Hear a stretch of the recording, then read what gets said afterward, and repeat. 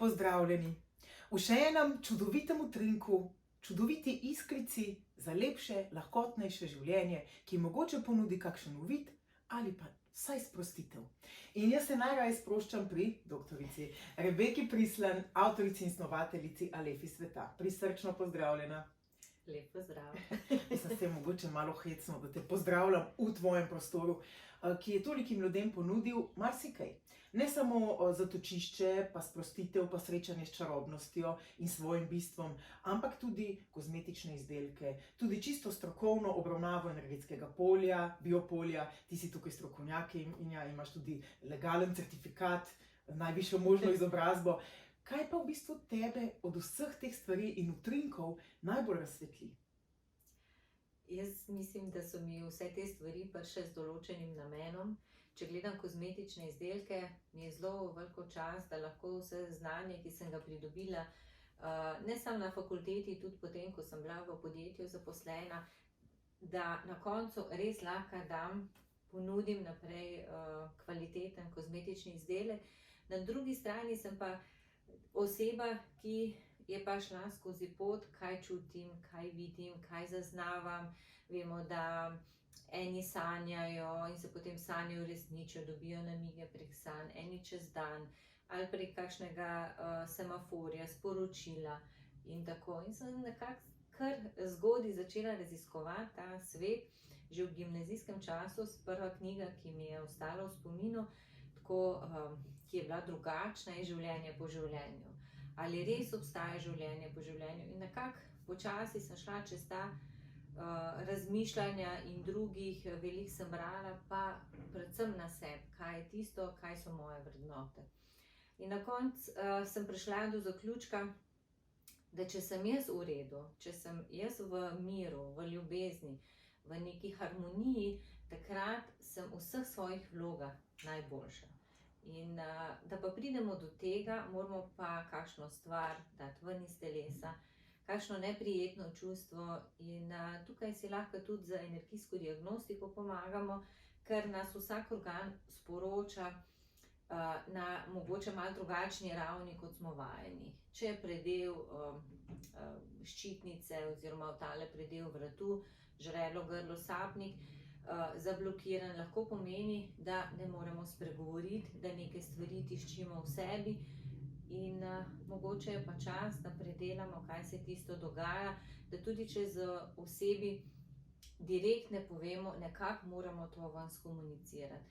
Ker ko sprejemamo mi energijo, da skozi vrh glave gre skozi naše telo, če imamo primer vrat zablokiran, to pomeni, da tudi ostali deli našega telesa dobijo manj energije. In moj namen je dejansko pomagati te stvari odpreti, da energija teče v vse smeri. In da smo mi pretočni in v svoji biti najboljši, kakor smo lahko. Ampak kaj še teče, ne? Čas. Vsi ga lovimo. Hočemo ga delati čedalje bolj produktivnega, hočemo biti čedalje bolj efektivni. Razdelimo si dneve ali na manjše enote ali na večje enote, posvečamo čas po najboljših močeh in zavedanju, da nam bo le najboljše in najlepše, pa se vedno znova ujamemo na kakšne limanice oziroma, če strnem duh današnjega časa, nikoli nimamo časa. Vedno nam ga zmanjka. Vedno ga zmanjkuje, dnevi so prekratki, posvečamo se, zgubljamo ga nekje. V bistvu on gre, ne? On je kot reka, ne moramo zdaj reči, to nismo ulovili, to je moje, to mi pripada, to pač teče. Zdaj pa sam, kaj mi s tem tokom naredimo in kam gremo? Čas vedno gre enako. Čeprav včasih rečemo, torek je pa tako hitro minil, ali pa, v nedeljo sem imel pa toliko časa za sebe. Dejstvo je, da zanimivo je, ker smo v različnih situacijah, imamo občutek, da čas različno teče. Tudi če kaj čakamo, kak odgovor ali pa neko odločitev, takrat, če čakamo 5 minut, se nam zdi, da smo že 5 ur tam. V določenih situacijah nam gre pa hitro.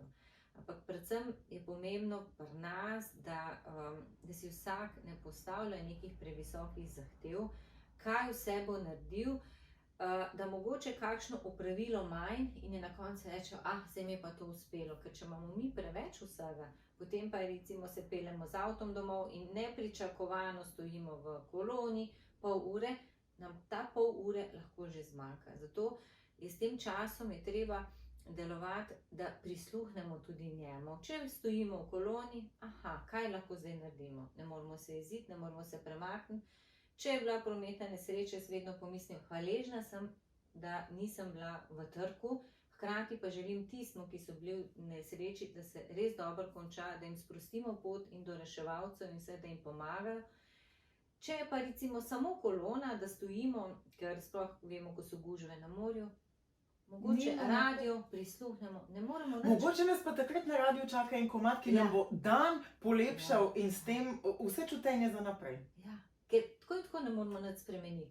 Če se pa mi samo jezimo, škodimo sebi, ne? In še tistim, ki so zraven nas v avtu, ne? In nas zdaj poslušajo, da kako je to grozno, ker mi stojimo v koloni, a ne morem jaz narediti in tudi oni za mene. Pa če nas je več, pa dajmo zapet. Vsak si izbere eno pesem. Jaz pa si tokrat izberem in sprostim cesto za naslednji utrinek, ki se imenuje Čas. Rebeka, izvoli. Hvala.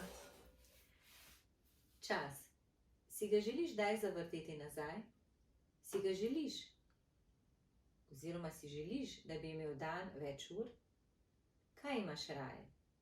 1 minuto ali 60 sekund? 1 minuta jeze ti odzame 60 sekund sreče. 1 minuta sreče ti podari 60 sekund zadovoljstva. Skrbno razporejaj svoj čas. Podari svojemu času dragocene misli, tople besede, iskren nasmeh in pristen objem. Lepota prihaja iz tebe. Vsak trenutek, vsako sekundo. Neguj lepoto v sebi. Čuti jo v sebi in z njo si tudi navzven. Čas, sekunda, minuta. Čuti, ljubi, živi. Odličen in zelo prijeten zaključek, ampak tudi utrinkom se počasi izteka čas. Začeli smo na začetku tega fenomenalnega rokovnika, zdaj pa počasi gremo proti koncu in nekaj lepega je pri času. Da lahko pogledamo za nazaj in si vzamemo določene dogodke, občutja, tudi kot naše učitelje. Kakšne stvari so grenke, kakšne so presladke, bi jih radi kar ponavljali. Ampak zdaj, če se ti zazreš na to najino čudovito pot utrinkov, kaj bi rekla, da ti je prineslo? Kakšno izkušnjo? Meni je, ko snemava te utrinke, mi je res čudovito, zato ker sva obedve spontani, odpreva se in veva, da je najin namen, da predava tisto, kar pride iz srca. In moja želja je, da vsaj komu pride na pot utrinek takrat, ko ga potrebuje. In naj ve, da ni sam, da vsak od nas se je srečal, tudi ko je bilo težko, v res globoki bolečini in žalosti. Jaz recimo sem tudi šla čez eno obdobje bolečin, kjer nobena tableta ni primila, ker se mi je že mešalo v tisti, kjer sem mislila, da imam že privide in vse skupaj. In dejansko sem mogla čez pot, kaj mi telo sporoča. Ni vedno enostavno. Tudi vsi bi si želeli imeti idealno službo, super družino, lepo partnerstvo, čudovite otroke, ampak te preizkušnje, ki jih pa imamo, da imamo tudi ob sebi otroke, ki so iskreni, je na nas, kako bomo na to odreagirali. In da se zavedamo, da je naša pot, da jim pomagamo. Komur le lahko in kadar le lahko. Najprej sebi. Zelo mi je všeč bila ta prispodoba, ki sem jo že leta nazaj slišala z letalom. Tudi letalo gre kot čas, neusmiljeno, v bistvu na podlagi človeških izumov v nekaj, kar je bilo včasih nedostopno, nedotakljivo in nepredstavljivo. In na letalu je pravilo, da najprej, kljub temu, da obožuješ svojega otroka in bi življenje dal zanj, najprej sebi namestiš masko, potem pa vsem ostalim. In isto utrinki. Najprej sebe posujemo zlatim prahom, da bomo lahko žareli in roko dali morda še komu. Tudi meni je veliko veselja, Rebeka, da si se pogumno pripravljena spustiti v to sproščenost in v to nepredstavljivost, kaj prinese naslednji trenutek in naslednji utrinek in da greš v to čisto spontano, ker to rodi potem največje blagoslove. Jaz sem namreč tega mnenja. Priprava je mati modrosti, ne me narobe razumeti, pa vendar, kadar si dovolimo spustiti v nepoznano, nas lahko čakajo velika darila. In naj bo ta utrinek še eno darilo vam, in vsem nam, ker je, kot si rekla, draga Rebeka, iz srca direkt za vaše srčke. Srčno pot, polno zanimivih dogodivščin vam želiva do naslednjič. Čau! Ja.